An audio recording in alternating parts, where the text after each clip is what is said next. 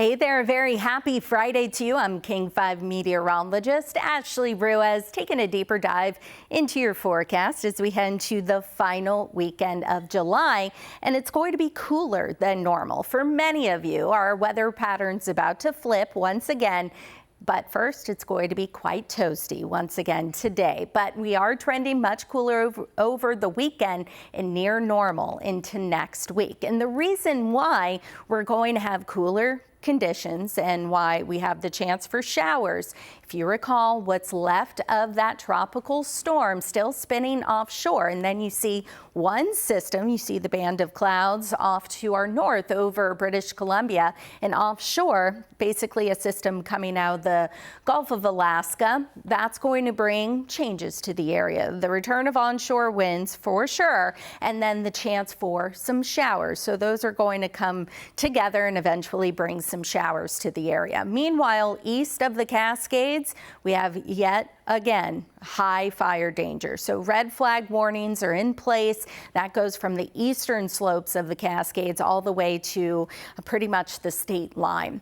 Let's take a broader view of the futurecast just to show what we can expect into Saturday. So that low spinning offshore and then eventually merging with that incoming system, bringing some showers to the interior. More than likely, it's going to be low clouds and some very light showers, if that, but very spotty. Then we get to Sunday, a front's going to move in and we'll have some of that moisture moving in as well.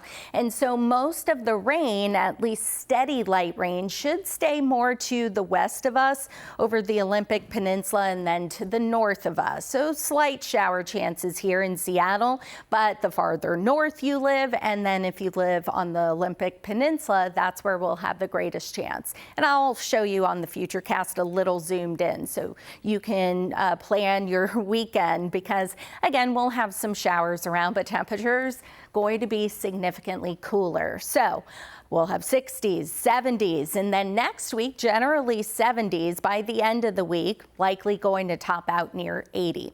Let's take you outside where it's been a little foggy, a little cloudy. We still have those marine clouds in place, but you see blue sky above. That's going to help clear these low clouds out. And then we have sunshine waiting for us into the afternoon, low and mid 70s up north and low and mid 80s for much of Puget Sound, the foothills. Meanwhile, east of the Cascades, 90s and triple digits. Now tonight, it's going to be cooler. We'll have that push of onshore winds, maybe even coming out of the south. So it could be a little on the humid side, and we'll have more clouds. Tomorrow, we're going to have more clouds, some sun breaks in the mix, also going to be quite breezy. So these are the sustained winds. So southwest and south between about 10 and 15 miles per hour, and temperature wise, going to struggle to reach the 70s for many of you. Depending on how many sun breaks we get, that will determine just how warm we'll get. But you see, if you're headed up to the mountains,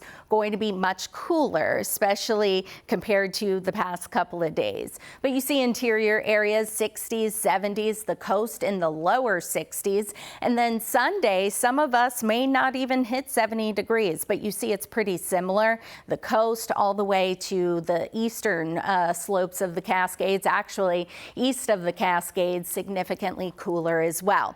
So let's talk about the timing. I skipped ahead to Saturday because today we're not going to have any issues, but you see how we have low clouds in place for much of the day, and then we'll have a couple of showers favoring the Strait, Vancouver Island, as well as the Olympic Peninsula, maybe a few light showers up north, some sprinkles here in the interior, but the best chance for rain for anyone will come on Sunday. So we'll get this first round of showers, steady showers over the Olympic Peninsula through the Strait and up toward the islands early Sunday morning. Watch what happens. It spreads inland and it likely just breaks up a good bit. All the Olympics will absorb a lot of that moisture and you see some rain shadowing going on. But by the afternoon, you see rain mainly to the north and to the west of Seattle, but the bulk of it will still likely get a few light showers here in the city, but most of it is going to favor west, north, and up into the mountains.